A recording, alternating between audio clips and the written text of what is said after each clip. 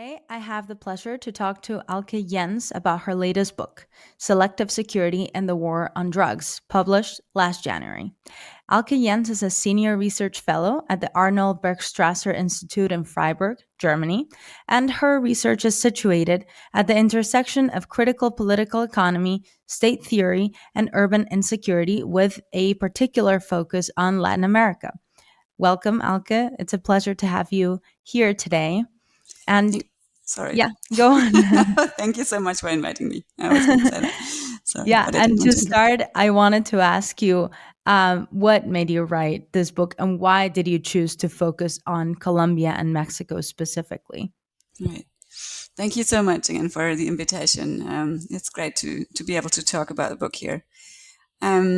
So when I was a student, I spent a bit more than a year in Argentina and Colombia. And in Colombia, I had the opportunity to work as an intern in a collective of jurists and of people that were doing investigations into human rights. And I think that shaped my thinking about what was happening there very much, and also introduced me to quite a few debates. And that's when my interest started for these kind of topics. And well, and I also then when I was starting to think about my doctoral thesis, I was reading about organized crime and the state and topics of security in Latin America, and I felt a bit uncomfortable with the existing analysis. A lot of these seem to see the effects of the so-called war on drugs as anomalies, like something that was happening that was really not and sort of an extraordinary event. And these sort of didn't really recognize how the coercion of parts of society is, as I saw it, integral to existing democracies dealing with dissent, for example, and sort of the actual lived experiences of large parts of these societies. So I wanted to sort of get into these debates, and I was also quite influenced by people that were already studying this and unpacking that narrative particularly in Colombia, but also in Mexico. So, for example, Francisco Gutiérrez Sanín, Salvador Maldonado, or Liliana Franco Restrepo, that people that were already sort of questioning these kind of state narratives. So that's where I came in and wanted to add to that. So, what are the main themes and debates that you cover in this book? Well, I sort of try to zoom in to security policies in the early 2000s in Colombia and Mexico, and later 2000s in Mexico, and the links between neoliberal accumulation and disciplining.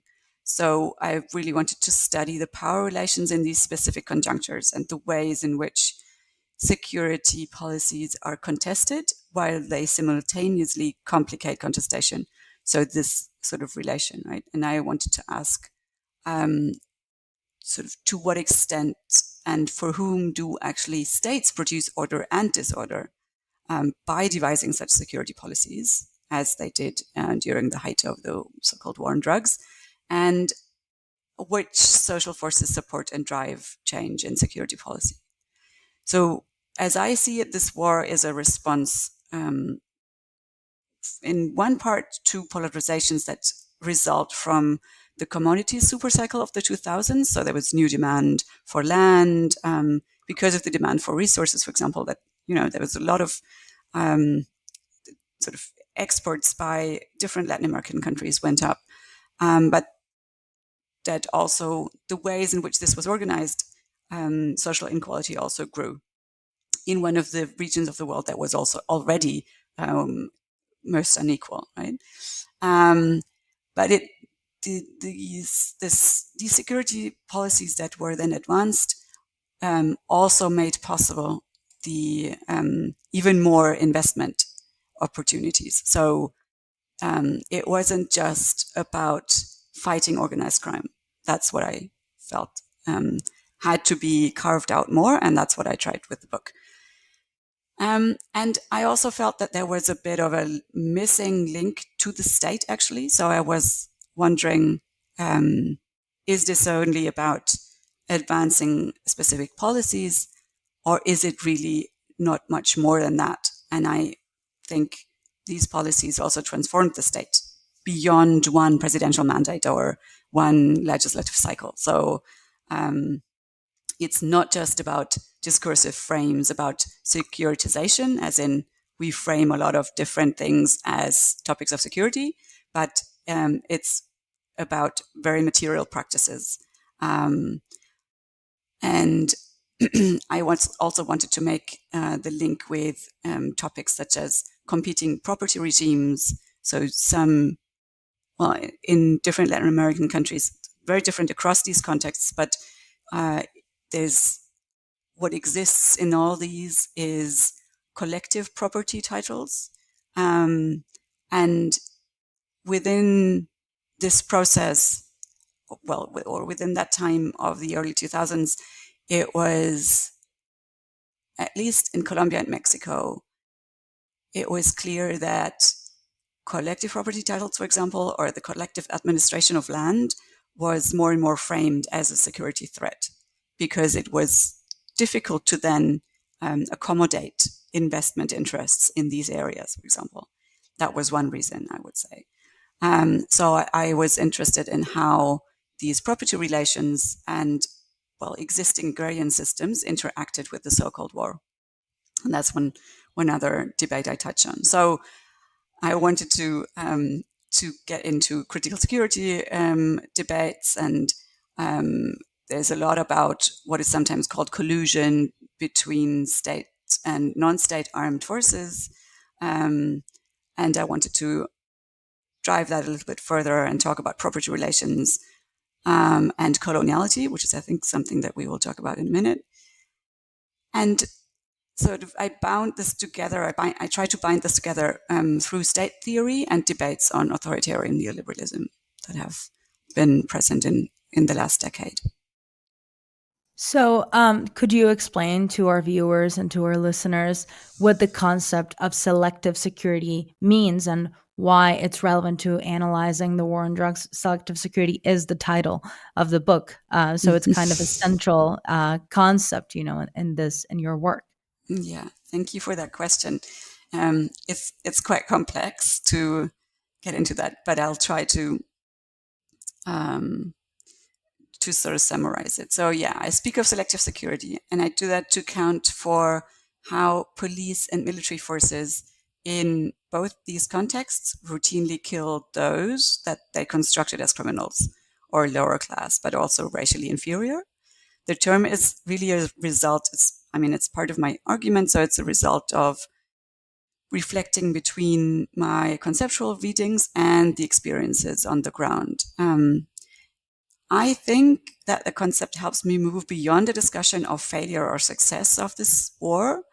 Instead of how security policies fared against crime, I ask about the state role in violence. And so I argue that not only did security policies become the heart of state policies, but those, in both contexts, those entailed sort of a highly selective provision of security with brutal material effects for some people. People in any society that we know now, but particularly in these two contexts, had very differential access to the state. So I took sort of a deep dive into state theory, and I wanted to dialogue with the work of Nikos Poulantzas, a Greek state theorist, historical materialist, Aníbal Quijano, who puts forward this concept of coloniality, and Stuart Hall. And I think that they help me grasp this selectivity of access of people to the state. So there's some social forces that are able to influence the state discourse and the actual state policies on crime, for example, and others aren't. So that sort of shapes how the state acts towards different people in society. And some are deemed as a threat and some aren't. And that is not so much about who is part of sort of called structures of organized crime, but it goes beyond that. Um, there's also selectivity within the state. So which institutions come to play a protagonist role during a specific time. So, and this selectivity term comes from state theory that plays on sort of both the structural aspects and the strategic aspects. So, who is able to shape state policies really? I was also influenced by Liliana Franco Restrepo, who I named earlier, and her work on the active outsourcing and reintegration of the exercise of coercion. So selective state practices and techniques that sometimes elude legal systematization and order, sometimes can come to the fore, sometimes not. And even if that seems to clash with state practices of, I don't know, for example, legibility like surveys or territorial ordering or economic development plans that all seem to, produce some sort of order. And sort of, I wanted to try and grasp these different aspects of selectivity with that term. So I think that's sort of what it does. And maybe one other aspect would be that the relation with property that I talked about earlier. So this kind of security entailed protecting private property to the detriment of communal and collective property. And the latter was often by state actors represented as inferior and hindering progress. We know that from a lot of other debates, but it was particularly salient in that during that time that I studied. So racial hierarchies in the representation of property translated into hierarchies of protection by the state. And do these selective security practices extend to other countries and regions in the global south? I was thinking, for example, about what's happening in Ecuador right now, where Guillermo Lasso dissolved the parliament, and I think there's a very interesting conversation to have about the selective not the select the security practices in Ecuador. And I was wondering if any examples came to mind of other countries where this was the case as well, as selective security was taking place. Yeah, I do think so, obviously. Actually, the approach of the book was to avoid like a classical comparison between what you might think of as a sort of most similar cases or most different cases. I was influenced by Juliet Hooker's hemispheric readings of different theoretical concepts and this idea of juxtaposing different contexts alongside and reading them alongside each other. And I think that doesn't only work for me with Colombia and Mexico, but it would also go for other examples. One other obvious example right now would be El Salvador, I think in Latin America. And my later work sort of tries to rethink coercion and authoritarian practices also from a transregional perspective. So I sort of keep thinking about how these different experiences influence each other, but also how different politicians, I mean, they actually talk to each other. They meet at summits and the governments are in contact with each other. You can also show how, and I try to do that in one of my chapters, how Colombian and Mexican governments, for example, when President Calderon was elected or got into power, I mean, his election was very contested, but in mid 2000s, how they were in close contact with the Colombian government and how there were meetings and there's leaks, where you can see what they were, more or less what they talked about, right? So we can see how these strategies in one country have influenced another. And it's not just US government strategies flowing or imposing on the others, on the other countries in the hemisphere, but it's, I think it's actually reciprocal relations. Well, we shouldn't minimize the US role, obviously, but yeah. And I think Ecuador is, again, an example of where we can see coercive practices coming to the fore, even in a formal democratic setting. And I think that we can see that in a lot of other countries also, to a lesser extent maybe, but we can see similar practices in European countries as well, where protest is becoming more difficult due to police legislation and actual policing practices, for example. Yes, I completely agree. I mean, there's the Ley Mordaza in Spain. I don't know if Mhm. you've heard about it, but Yes. it's quite awful. In the book, you argue that it's crucial to think about security in conjunction to colonialism. So, could you elaborate more on this idea? Yeah.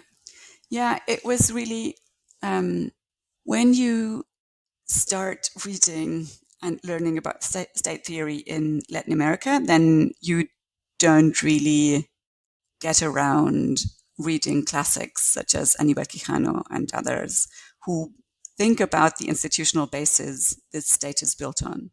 Um, there's also work by Mariátegui and others that talk about how colonial relations didn't stop with independence. And then there's also debates from the 1960s about dependency relations with other states, where this is mostly about thought from an economic perspective of what kind of resources, what kind of products could Latin American countries sell, and how was that related to a stark asymmetry on the world market, and what that meant for the state. But with Aníbal Quijano, I'm sort of able, he lets me think about coloniality as a concept that talks about how this differential access to the state, or the asymmetrical ways in which people can talk to and shape and influence state policies, is connected to racial inequalities, to some people being constructed as less important, as stuck in the past, as unproductive, and how this is contrasted with a very specific model. I mean, a, a very investor friendly model of capitalism that is detrimental to the well being of a lot of people, in fact. So there's one author, Mary Roldan, who for Colombia described social relations in the mid 20th century, where she talks about how um, labels such as costeño or non-Antioqueño, which is sort of Antioquia is a region that is always presented as both white and very productive and sort of an economic motor for Colombia.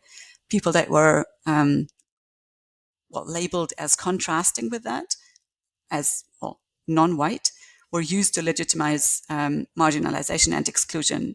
They were coded as attributes of or patterns of behavior that might or might not characterize peripheral inhabitants, but which had come to constitute a frame of reference that the so-called core inhabitants, the authorities, and elite used to describe the other. And I would say that this tells me also something about contemporary security policies, how some people are more vulnerable to state policies and some aren't. We can see that with an example from Colombia, that is the so-called falsos positivos. It's a widely talked about case of people that during that time, people, for example, from uh, marginalized neighborhoods in Bogota, but also other places, were lured to what they thought were jobs in other regions of the country by soldiers, and were then killed. And we are talking about more than 6,000 documented cases.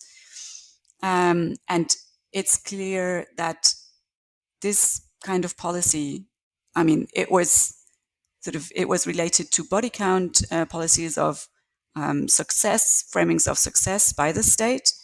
So soldiers would get compensation for so-called guerrilla fighters that they presented as such, in which these people weren't,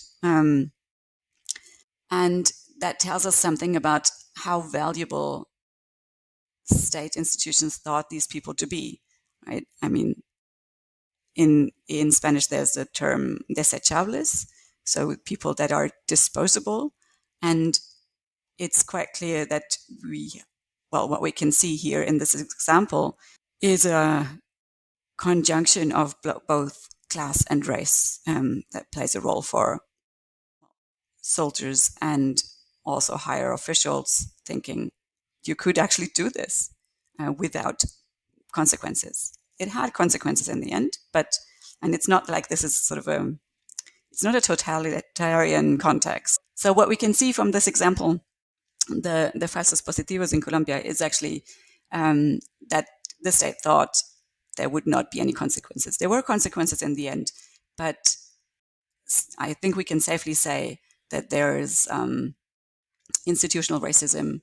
There's a kind of coloniality where colonial relations are still prevalent in current state policies, and that's, goes to state security policies as well.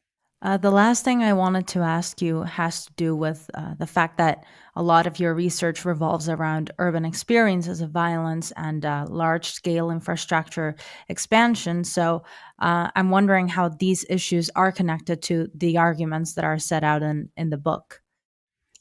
Yeah, I mean, they are, of course. The research for the book left me with lots of questions. I mean, as usual with research, you get maybe a few answers, but then a lot of other things come up. So I wanted sort of to know how the things I researched played out at different scales of political action. I started studying urban power relations and experiences of insecurity, for example, in the city of Oaxaca in Mexico, in the south of Mexico. And that led me to inquire a lot more about everyday practices. I mean, how did people actually deal with this, with the growing everyday insecurity that they lived in, that they had to sort of, deal with every day? And so I started working a lot more about not so visible contestation and how the urban everyday turns into political action. That was something that interested me, and I felt there were also incredible people in the cities that I studied doing this. And with this urban studies orientation, I also started reading on cities, ports, and logistics. And that led me to, again, asking more about transregional relations of power and questions of which political practices come to the fore around new infrastructures, such as the energy platforms and transmission lines around the Mesoamerican project. That's a giant infrastructure project across Central America. Mexico is connected, and Colombia has also joined.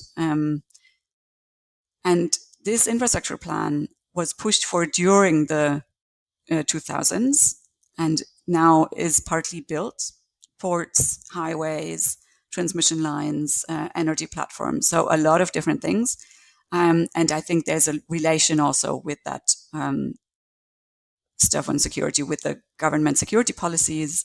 I see now much more clearly than I used to how these infrastructure projects are related and are even presented by governments such as the current Mexican one, as projects that might work against migration. So there's actual talk of infrastructure projects being curtains towards migrants, people trying to transit north.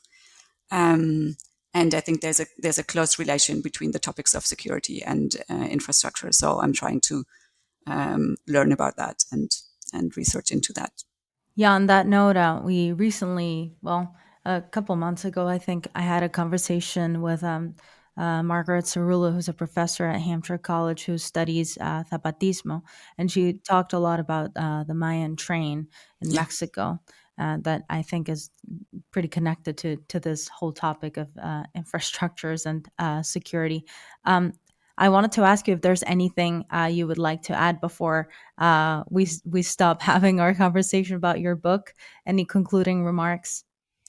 Yeah, maybe. I don't know. I would be happy if people read it, and if they have comments, I'd be very happy to receive those.